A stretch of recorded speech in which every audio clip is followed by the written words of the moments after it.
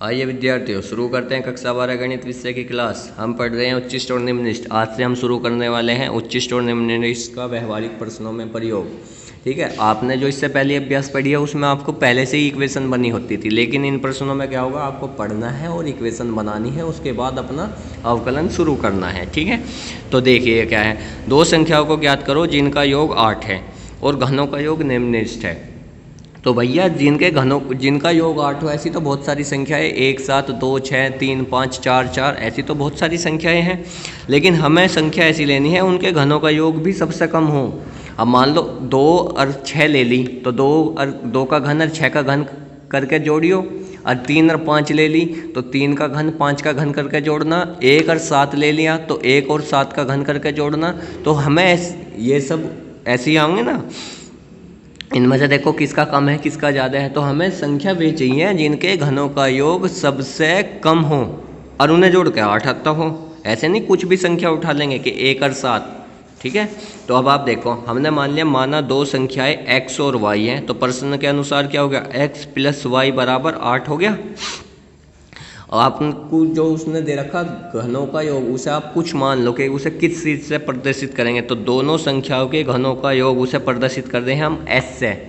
ठीक है, या a b c जो भी आपको लिखना है। अब आप देखिए प्रश्नानुसार s क्या हो गया, तो s है घनों का योग किसे प्रदर्शित करेगा, पहली संख्या का घन दूसरी संख्या का घन और उनके योग को प्रदर्शित करेगा प्लस। ठीक है, ये चीज़ निम्नलिखित दिखानी, बस अब आपका पहली एक्सरसाइज का सवाल बन गया। इसे निम्नलिखित दिखाना तो क्या करना पड़ेगा, एक बार अवकलन, उसे 0 के बराबर, दूसरी बार अवकलन, बस यही तो करना है। लेकिन यहाँ पे एक अंतर है, थोड़ा सा अंतर यो है कि भैया अवकलन जब होगा जब सिर्फ एक चर राशि होगी। अब यहाँ x और y दो हैं, तो इसलिए आपको एक करना है इन्हें एक। तो या तो आप x का मान निकाल लें समीकरण 1 से, या y का मान निकाल लें। हमने y का मान निकाल लिया तो 8 - x आ गया। ठीक है, 8 - x का क्यूब है ना, क्यूब, इसका अवकलन करो तो अवकलन कर दो ds differential with respect to x। तो यहाँ x है तो x के सापेक्ष करेंगे, अगर कोई y की वैल्यू यहाँ पर रखना चाह रहा है दोनों में y, तो फिर y के सापेक्ष करेंगे। जो भी चर यहाँ इस तरफ रखोगे उसी के सापेक्ष अवकलन करना है। ठीक है, तो x³ का हो गया 3x², ये 3 आगे आ गया, घात 1 कम होगी, लेकिन इस संख्या का दोबारा से करेंगे, 8 का 0 -x का -1, तो आपका कुल मिला के इसे सोल्व करने के बाद ये बचेगा। ठीक है, इसी का एक बार दोबारा से अवकलन कर दो तो d2x/dx2, ये कितना हो जाएगा 48। ठीक है भाई, दोनों अवकलन हो गए। अब क्या लाइन लिखेंगे, for maxima and minima. For maxima and minima लिखो, फॉर मैक्सिमम एंड मिनिमम। पहला अवकलन किसके बराबर, 0 के पहले अवकलन की वैल्यू 0 के बराबर, x का वैल्यू आ गई 192/48, यानी कि x की वैल्यू कितनी आ गई 4। ठीक है, x की वैल्यू आ गई 4। अब x की वैल्यू दूसरे अवकलन में रख के देखो, तो x की वैल्यू जब हम दूसरे अवकलन में रखते हैं तो दूसरा अवकलन तो 48 था, वहाँ तो x है ही नहीं, तो क्या लिखेंगे d2s/dx2 बराबर 48। 48 कैसा है, ये प्लस का है तो लिख देंगे धनात्मक। अगर दूसरा अवकलन धनात्मक होता है तो फलन क्या होगा, निम्नलिखित होगा। फलन क्या होगा, निम्नलिखित। अतः यो जो s है, s निम्नलिखित है, और s क्या था, दोनों घनों का योग निम्नलिखित है। हो गया सिद्ध, यही हमें सिद्ध करना था कि घनों का योग निम्नलिखित है। अब संख्याएं देखो क्या है, संख्या थी x और y, x का मान कितना आया था 4, तो पहली संख्या हो गया 4, दूसरी संख्या समीकरण 1 में x का मान रख दो तो y का मान भी 4। ठीक है, अतः संख्याएं 4 और 4 हैं। तो ये वे संख्याएं हैं जिनका योगफल 8 होता है और इनके घनों का योग सबसे कम होता है। करके देख लो, 1 और 7 का घन निकाल के जोड़ के देख लो, इनसे कम होगा। 2 5 का निकाल के देख लियो, 3 5 का 2 6 का निकाल के देख लियो, कैसे भी निकाल के देख लो, लेकिन हमेशा इनसे कम नहीं आएगा। यो सबसे कम है, 4 का 64, 4 का 64 128। ठीक है, यह सवाल ऐसे समझना था। अब एक बहुत ही इंपॉर्टेंट प्रश्न है भैया, लो देखो, ये वो एक्सरसाइज बहुत ज़्यादा इंपॉर्टेंट है बोर्ड परीक्षा के लिए, इसे ज़रूर बेहतरीन तरीके से तैयार कर दो। सिद्ध करो किसी गोले के अंतर्गत जिसकी त्रिज्या a है, उच्चतम आयतन के बने बेलन की ऊंचाई 2a√3 है। अब देखो प्रश्न क्या है, एक गोला है, उसके अंदर एक गोले के अंतर्गत जिसकी त्रिज्या a है, गोले की त्रिज्या a है उसके अंदर एक बेलन बना हुआ है, तो बेलन का जो आयतन है वो उच्चतम सिद्ध करना है, मैक्सिमम। पहली बात तो ये।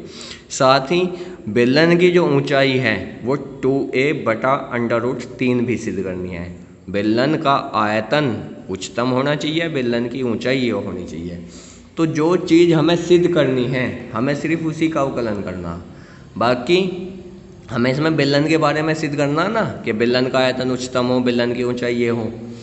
गोले के बारे में तो कुछ सिद्ध नहीं करना, बिल्कुल भी नहीं करना। तो गोले की जो भी चीज़ होंगी, गोले का व्यास, गोले की त्रिज्या, गोले का क्षेत्रफल, जो कुछ भी होता हो गोले का, वो हमारे लिए सब क्या रहेगा, कांस्टेंट रहेगा।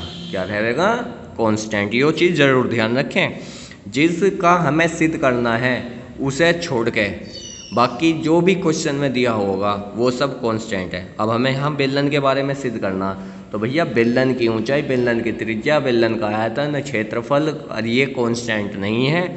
ठीक है, कांस्टेंट क्या है हमारे लिए, गोले की त्रिज्या, गोले का व्यास, गोले का क्षेत्रफल। कांस्टेंट इसलिए बता रहा हूँ क्योंकि जब हम अवकलन करेंगे ना, तो अगर कहीं पर गोले की त्रिज्या आ जा तो उसका अवकलन 0 कर देंगे, गोले का व्यास आ जा उसका अवकलन 0 कर देंगे, लेकिन बेलन की त्रिज्या या व्यास आ जा तो अवकलन 0 नहीं करना। तो अब आप देखेंगे, तो माना बेलन की त्रिज्या r है और ऊंचाई h है। हमने मान लिया कि बेलन में जो त्रिज्या है वो r है और ऊंचाई h है, तो h का मान हमें यो सिद्ध करना है। अब हमें क्या ज्ञात है, ज्ञात है हमें गोले की त्रिज्या दे रखी है उसने a। ठीक है, गोले की त्रिज्या a दे रखी है। अब आप इसके चित्र को बनाएंगे, देखिए किस प्रकार से। यो है, यो एक गोला है भाई, ठीक है, इसमें इसकी त्रिज्या a है, इसमें एक बेलन बना हुआ है। अब इस बेलन का आयतन हमें मैक्सिमम दिखाना है, ठीक है, और इसकी ऊंचाई का मान लेना है 2a/√3, तो यो बेलन की ऊंचाई होगी। अब यो जो बेलन की है यो त्रिज्या है, बेलन की क्या है यो त्रिज्या r, यो बेलन की क्या है त्रिज्या। तो भैया अगर गोले की त्रिज्या a है यहाँ से यहाँ तक, तो ये पूरा गोले का व्यास हुआ या नहीं हुआ। अगर ये गोले का व्यास है तो व्यास त्रिज्या का क्या हो, दुगना। तो त्रिज्या a थी तो ये पूरा कितना हो जाएगा, 2a हो जाएगा या नहीं। ये चित्र आया समझ में, ठीक है। अब यो देखो त्रिभुज क्या बन रहा, ABC, तो इस त्रिभुज में लंब है h, आधार है कितना, यो देखो यो r है, तो r इस तरफ भी तो रहेगा, तो 2r हो जाएगा या नहीं हो जाएगा। तो लंब है h, आधार है 2r और कर्ण है 2a, तो पाइथागोरस प्रमेय लगा दें, लगा दो। त्रिभुज ABC में पाइथागोरस प्रमेय, कर्ण का वर्ग बराबर लंब का वर्ग प्लस आधार का वर्ग, स्क्वायर करने पे ये बन गए। यहाँ से या तो आप h की वैल्यू निकाल लें भैया, या निकाल लें r की, लेकिन आपको ये जरूर ध्यान रखें वैल्यू किसकी निकाल लेंगे। थोड़ा दिमाग लगा लियो कि बेलन का आयतन हमें उच्चतम लाना है। अब बेलन के आयतन का फॉर्मूला क्या होता है, πr²h, तो भैया r पे स्क्वायर आता है, तो r स्क्वायर की वैल्यू जो निकाल लो, h पे स्क्वायर ना आता तो h का फिर अंडर रूट क्यों बना रहे हो, तो r स्क्वायर की वैल्यू निकाल लो यहाँ से, r स्क्वायर की आ गई। अब आ जाओ बेलन का आयतन ये v की वैल्यू आ गई, v बराबर πr²h, ठीक है। अब r स्क्वायर की सीधी वैल्यू रख दो बस, ठीक है। क्यों रखनी पड़ रही, क्योंकि बताया था भैया अवकलन जब होगा जब एक वेरिएबल हो। वेरिएबल यहाँ पे बेलन के दो हैं, एक r एक h, तो या तो अब r बनाओ सारे में या h बनाओ। तो r स्क्वायर की वैल्यू रख दो, देखो h बन गया नहीं, ये बन गया, r स्क्वायर की वैल्यू आ गई, इस h की मल्टीप्लाई कर लो। तो अब इसका, अब देखो पाई कांस्टेंट है, 4 कांस्टेंट है, a क्या है गोले की त्रिज्या है, हमारे लिए कांस्टेंट है। तो अवकलन जो बेलन की चीज़ बच रही है वो h बच रही है बेलन का, बेलन की ऊंचाई। अब इसके सापेक्ष अवकलन होगा, अगर यहाँ r बचा हुआ था तो उसके सापेक्ष, तो क्या लिखेंगे, differential with respect to h। अब इसका अवकलन करो, ये हो गया इसका अवकलन, dv/dh। अवकलन करना आसान है बहुत, कर लेंगे, ठीक है। एक बार दोबारा से और अवकलन कर दो, तो पाई तो कांस्टेंट ऐसे ही रहेगा, लेकिन a स्क्वायर का 0 हो जाएगा, क्योंकि a गोले की त्रिज्या थी, बेलन की ना दें। अब हमने शुरू में ही बता दिया कि गोले की चाहे त्रिज्या हो, व्यास हो, क्षेत्रफल हो, परिमाप हो, कुछ भी हो, वो कांस्टेंट रहेगा, और कांस्टेंट का 0 होता है। तो भैया इसका 0 हो गया, ये 2 आगे आ गया, तो कुल मिला के दूसरा अवकलन ये आ गया। इसमें किसी को समस्या नहीं होनी चाहिए दूसरे अवकलन करने में, ठीक। ठीक है। अब आपको पता ही है क्या करना है, फॉर मैक्सिमा एंड मिनिमम पहला अवकलन किसके बराबर, 0 के, पहला अवकलन की वैल्यू 0 के बराबर रख दो, पाई 0 में पहुंच गया। यहाँ से देखो h की वैल्यू यो आ रही है या नहीं आ रही, क्या कैसे आ रही, इसे इस तरफ लेकर जाओ, ठीक है, बिल्कुल आराम से हो रहा है भैया, कोई समस्या नहीं है। h बराबर में 2a/√3 बिल्कुल आ जाएगी, आराम से सोल्व कर लिया, मैंने डायरेक्ट लिख दी। अब ये जो h की वैल्यू आई है, यो h की वैल्यू आई है, अभी हमने यो सिद्ध नहीं करा कि ये मैक्सिमम हो गया या नहीं, तो इस h की वैल्यू को दूसरे अवकलन में रखो, तो एट h बराबर 2a/√3 d2v/dh2, देखो कैसा आ रहा है हो, तो भैया यो d2v/dh2 ये होता, देखो d2v/dh2 ये होता ना, तो 3 पाई और 2 और माइनस ऐसे ही छोड़ दो और इस h की वैल्यू रख दो, तो -3 पाई और 2 ऐसे ही छोड़ दिया, h की वैल्यू रख दी, 2 से 2 कैंसिल हो गया, कुल मिला के इसका निशान देखो क्या रहा, इसका निशान माइनस आ रहा। तो भैया अगर निशान माइनस आ रहा है तो यो कैसा है, उच्चिष्ट है या नहीं है, तो बेलन का आयतन महत्तम हो गया, बेलन का आयतन कैसा है, महत्तम है, हो गया सिद्ध। यही हमें सिद्ध करना कि उच्चतम आयतन यानी कि महत्तम आयतन, मैक्सिमम वॉल्यूम, तो बेलन का आयतन महत्तम है या बेलन का आयतन उच्चतम है, हो गया सिद्ध।